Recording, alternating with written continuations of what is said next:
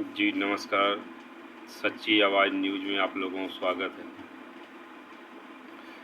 अभी के डेट में देखा जाए तो हर पार्टी जो है बिल्कुल लगे हुए हैं, वादों पे वादे, हमारे इरादे जो भी हैं वो बिल्कुल स्पष्ट कर रहे हैं। चाहे वो तेजस्वी यादव का हो, नीतीश सरकार का हो, प्रशांत किशोर जी हो या और भी कोई अन्य पार्टी हो।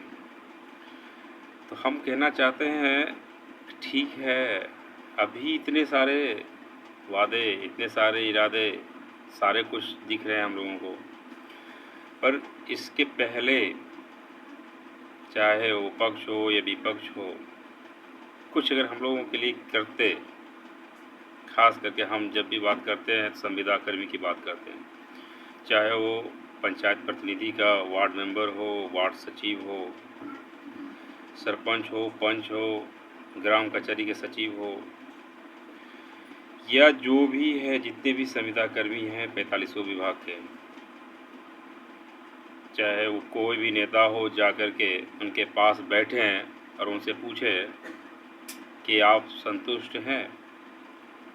क्या संविदा कर्मी की जितनी वेतन बढ़ाई गई, क्या उसमें उनका गुजारा संभव है? तो आप अगर बैठेंगे तो आपको पता चलेगा कि कितने सारे लोग परेशान हैं आज के महंगाई के ज़माने में। तो सरकार को चाहिए, चाहे वो पक्ष में वर्तमान में बातें हो रही हो, तो उन पे भी नज़र पड़ना चाहिए, संविदा कर्मी के ऊपर में भी। अगर उनकी सरकार बनती है तो फिर जितने भी छूटे हुए संविदा कर्मी हैं, सब पे उनकी नज़र आनी चाहिए। और रही बात विपक्ष की, और अगर इनकी भी सरकार आती है तो फिर इनको ये ध्यान रखना चाहिए कि हमने जो वादे किए हैं वो सिर्फ एक वादा ही ना रह जाए, बल्कि संविदा कर्मी की उज्जवल भविष्य के लिए हम क्या कर सकते हैं।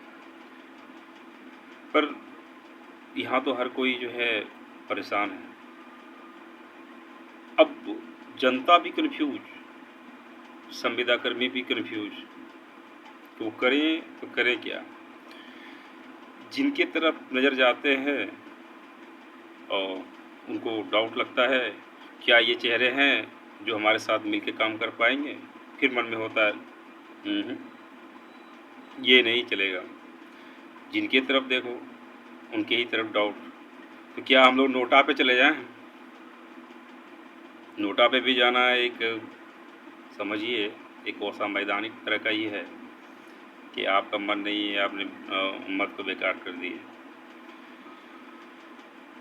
बिल्कुल इस बार चाहे हम ये ना कहेंगे कि इस पार्टी को दीजिए या उस पार्टी को दीजिए, जिस भी पार्टी को दीजिए ना, उनके प्रचारक अगर आपके पास जाते हैं ना, तो कम से कम अपनी समस्या को बिल्कुल उनके सामने में रखिए और देखिए क्या आपके सवालों पे वो खरा उतर रहे हैं। और अगर खरा उतर रहे हैं तो बिल्कुल जो है उनको दीजिए। और अब तो पंचायत में भी राशि आने वाली थी, जैसा गणेश चौधरी ने बताया, उनकी 9 सूत्री का मांग जो है मतलब मांग लिया गया है। अब न जाने उसमें क्या होगा, कब आएगा, मतलब कहीं कुछ चीज़ का क्लियर अभी हो तो फिर सब कोई समझे।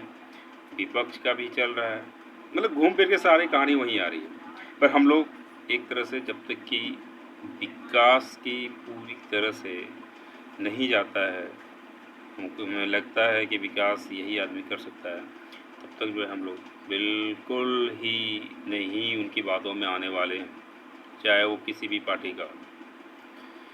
अगर हमारी बातों से सहमत हैं तो बिल्कुल कमेंट करें, हम आपका इंतज़ार कर रहे हैं। जय हिंद, जय भारत।